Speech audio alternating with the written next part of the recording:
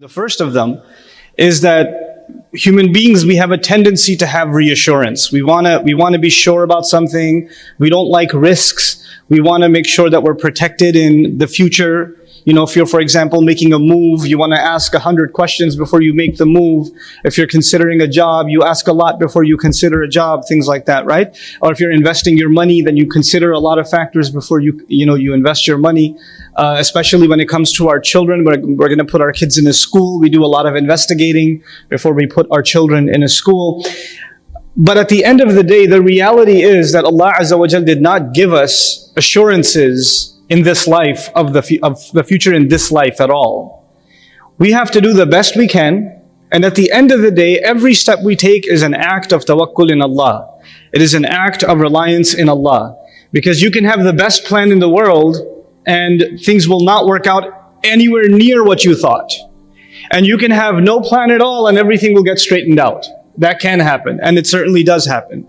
So you have many instances in the Quran and the prophetic narrative as well, sallallahu alaihi wasallam, where things are not, they don't look like they're going to work out at all. Like Musa alayhi salam being thrown in a basket. That doesn't look like much of a plan. But that is actually the means by which an empire is destroyed. You know, the empire of Fir'aun and the oppression of Fir'aun against countless people came to an end because a baby was thrown in a basket. So Allah has His own way of making things work out. On the negative side also, there are people, for example, people ask all the time, people are worried about their kids. And I know there are some young people in the audience, but I'm going to try to balance this conversation between parents and the youth, inshallah ta'ala. Parents are constantly concerned, how do I give my children a proper education? I want to make sure they're good Muslims. I want to make sure that I don't have to worry about their deen, things like that. And you hear enough horror stories and enough lectures to be terrified of this scenario, you know, and then there are people, oh, I don't want my kids to be like, Zubair Saab's children. That's really, so there's enough of those conversations you have over Eid, and it's great.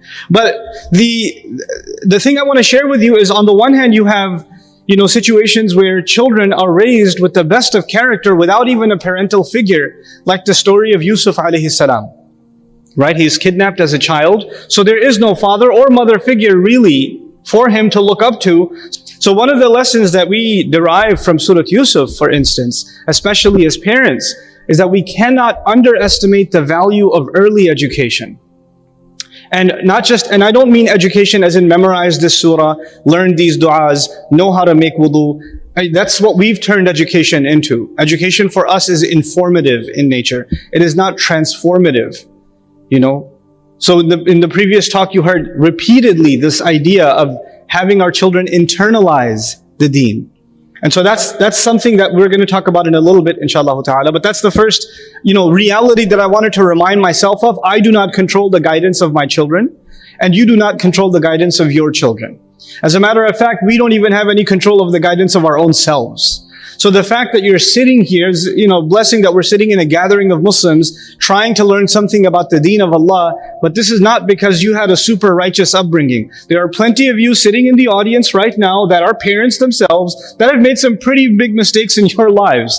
And if you look back, there wasn't like a set formula that ensured that you will receive guidance from Allah Azza wa Jal, that you followed and that therefore you have guidance. It is actually a gift of Allah that all of us have to acknowledge came to us from Allah Azza wa Jal. But regardless of that, we have to make some efforts on our part. Now on the negative, I didn't get to mention on the negative. On the negative, you have the case of Nuh alayhi salam. In some sense, the father of all humanity. But what's remarkable about Nuh alayhi salam? Unlike our messenger sallallahu alayhi wa sallam, مَا كَانَ مُحَمَّدٌ أَبَا أَحَدٍ مِّن رِجَالِكُمْ, Muhammad sallallahu alayhi wa sallam is not the father of any of your men. Any of his male children did not live long enough on this earth to see the age where they would become men. Nuh alayhi salam did in fact have a son. And what a great opportunity. Your father is a prophet. That's pretty awesome. And not just any prophet. Min ulil azm min ar-rusul. Awwaluhum, actually, the first messenger of great resolve. The messengers of elite status, the 5 of them, he's the first of them, actually. He's the trailblazer in this legacy. And yet, if you study his legacy, the first thing that hits you, and hits you really hard, is the fact that he couldn't get through to his wife, and he couldn't get through to his son. Who is he going to go ask Allah, other than Allah, Ya Allah, what can I do for my son to listen to me? When parents come and ask, What can you give me something that if you just say that, then my son will transform? Nuh alayhi salam couldn't get through to who? His own son. Yusuf alayhi salam is awesome, and he was a beneficiary of the advice of his father. But wait a second, Yaqub alayhi salam had other kids too. They were not just beneficiaries for a little while, they remained beneficiaries of their father's advice for many, many years. And yet, until the very end of their lives, way down the road, or the entire story, did they actually turn around and make tawbah. So, it's not in our hands. And we have to accept that. We like things to be in our control. We like things to go exactly as we want. And so long as you have that, you yourself and I myself haven't internalized one of the most fundamental truths of life on this earth. We are ibad. We are slaves. We have a master. The master is in control. We are not in control. We are not in control. Now that we accept that, then Allah will give us advice on how we can earn His favor. Because guidance from Him is a favor. And you have to work hard to earn that favor. And you have to provide your children an opportunity so Allah can favor them as well. You do your best. But knowing full well you cannot ensure anything. If our beloved Messenger sallallahu alaihi wasallam turns to his daughter, he turns to his daughter and says, Ya Fatimatu bintu Muhammad, ittaqillah, fa inni la amliku laki min Allahi shay'an. Fatima, daughter of Muhammad, you need to have your own taqwa of Allah. You need to be cautious and aware of Allah, because I will have no authority against Allah when I stand before Allah in your favor. I won't be able to help you. If the Messenger of Allah, sallallahu alaihi wasallam, whose shafa'ah we are all hopeful for on Yawm al-Qiyamah, is telling that to his own daughter. His own daughter. And we have to internalize that reality. Now, I've taken too much time for that one comment, but I think it was important to set that foundation. Allah says, then after them, khalf came. A useless generation, a disappointing generation came. What makes them so disappointing? Listen to this. Adaa'u salata. They wasted the prayer. Allah is telling me and you, a nation, a generation has been wasted. They are no good. There's nothing coming from them. And what makes them no good? The first crime, the first tragedy of these people, they wasted the prayer. وَلَمْ يَقُلْ تَرَكُوا الصَّلَاةَ فَقَدُوا الصَّلَاةَ كَانُوا كُسَالَى فِي الصَّلَاةِ لَمْ يُصَلُّوا لَمْ يَقُلْ هَذَا. He did not say they left the prayer. He didn't say they were lazy in the prayer. They didn't say they forgot about the prayer. The language is very precise. He says they wasted the prayer. Now, how do you waste something? How do you waste money? You waste money in a number of ways. Or how do you waste an opportunity? You don't take advantage of it. You waste money if you put it somewhere where it doesn't bring you any benefit. You wasted the money. You had something good, you didn't do something good with it. You wasted your time. You could have done something so much better with your time. In other words, there's something there, but you're not using it the right way. That is also wasting it. So Allah is not necessarily talking about people who don't pray. He's not limiting the conversation to people who don't pray. He's talking about people who don't benefit from their prayer. They don't benefit. They wasted it. The prayer is supposed to transform me. It's supposed to transform you. It's supposed to change something in us. Why is it supposed to change something in us? This is the remarkable eloquence of the Quran. In the previous ayah we learned, people heard the ayat of Ar-Rahman. And when they heard the ayat, what happened to them? What happened? They fell into sajda. Tell me what happens in your salah. You stand and you listen to the ayat of Ar-Rahman. And what are the next phase in salah? What's the next phase in every rak'ah, the final phase? You fall into sajda.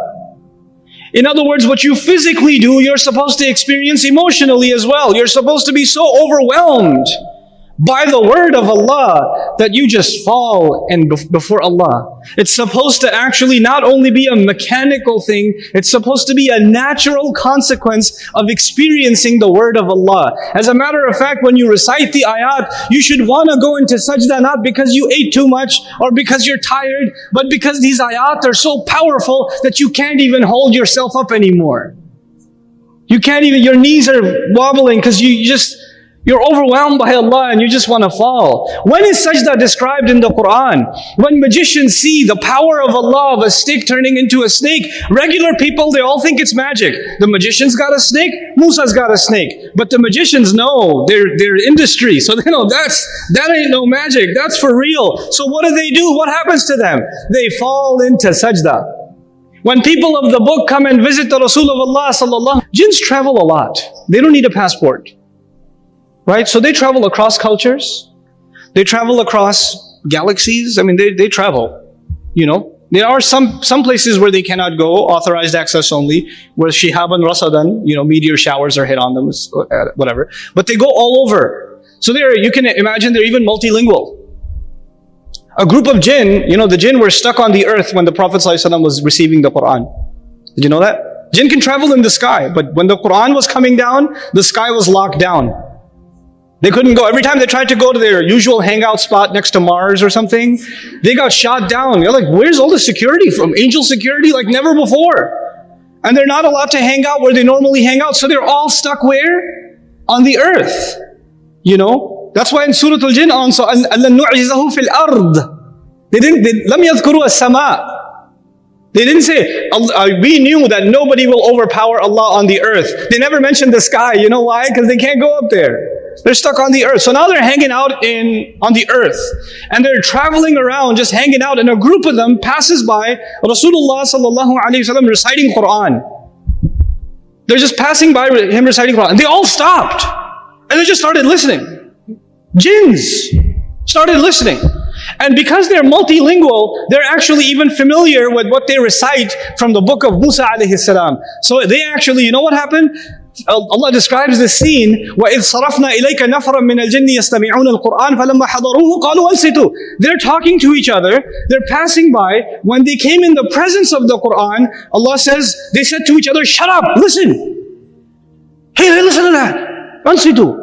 فَلَمَّا قُضِيَ. When it was done, when it was all done, then they ran back to their nations, مُنذِرِينَ, going to warn them. يَا قَوْمَنَا إِنَّا سَمِعْنَا كِتَابًا أُنزِلَ مِن بَعْدِ مُوسَى.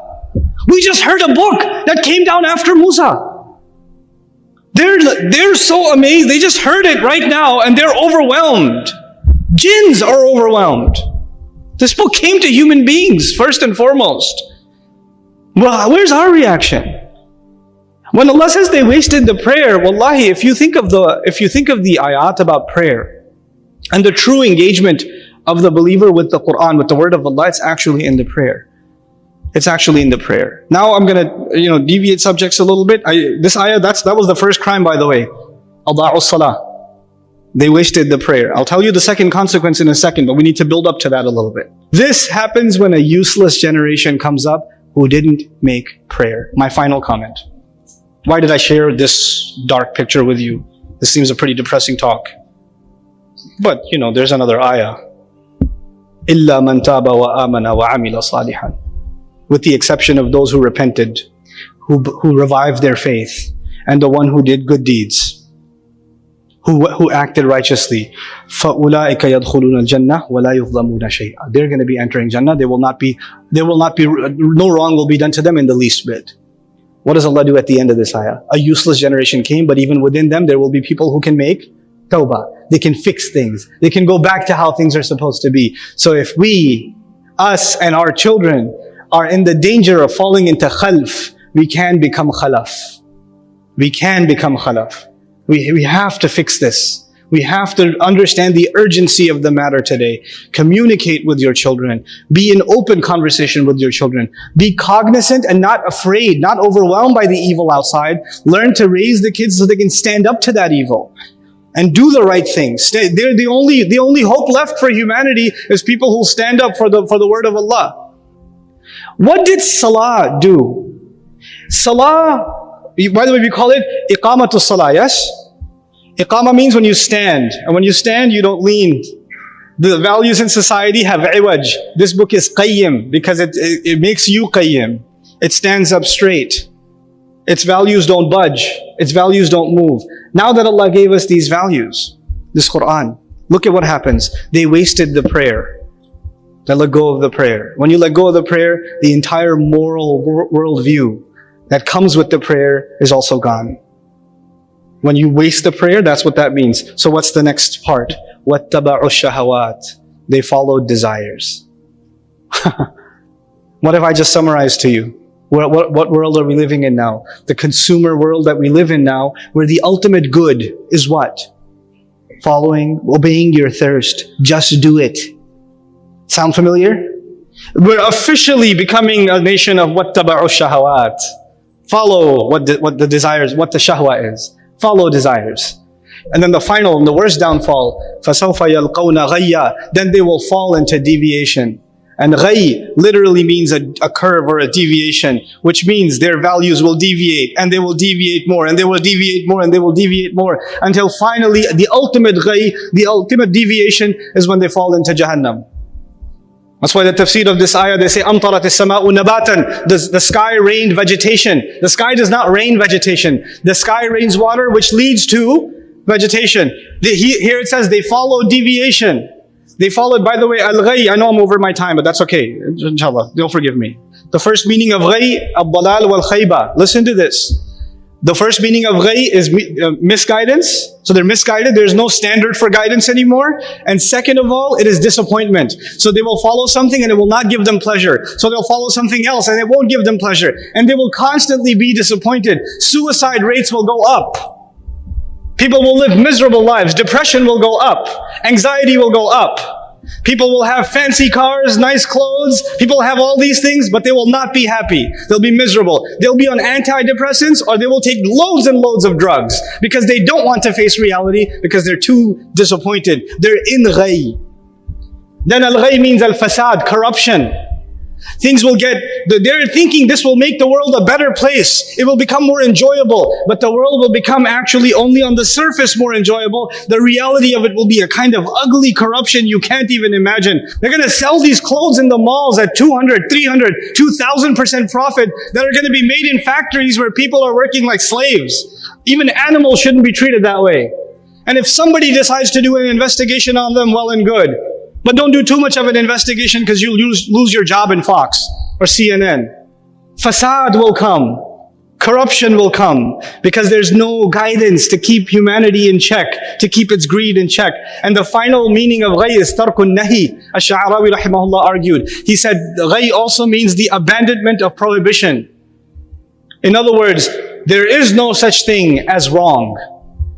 There is no such thing.